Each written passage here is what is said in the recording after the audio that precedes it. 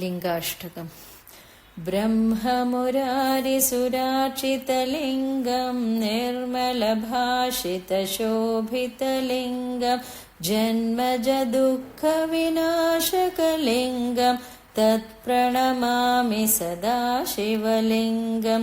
देवमुनिप्रवरार्चितलिङ्गं कामदहनकरुणाकरलिङ्गं रावणदर्पविनाशनलिङ्गं तत्प्रणमामि सदा शिवलिङ्गं।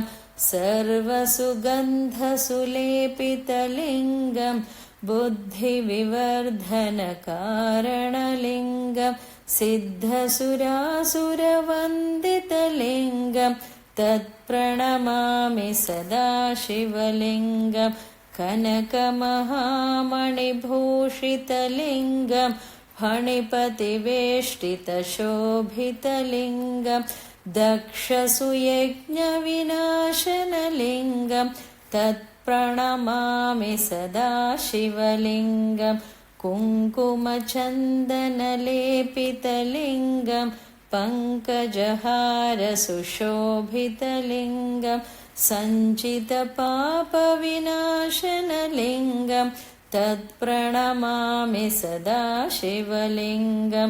देवगणार्चितसेवितलिङ्गं भावैर्भक्तिभिरेव च लिङ्गं दिनकरकोटिप्रभाकरलिङ्गं तत्प्रणमामि सदा शिवलिङ्गम्। अष्टदलोपरिवेष्टितलिङ्गं सर्वसमुद्भवकारणलिङ्गम् अष्टदरिद्रविनाशनलिङ्गं तत्प्रणमामि सदा शिवलिङ्गं। सुरगुरुसुरवरपूजितलिङ्गं सुरवनपुष्पसुधाचितलिङ्गं परात्परं परमात्मकलिङ्गं तत्प्रणमामि सदा शिवलिङ्गं।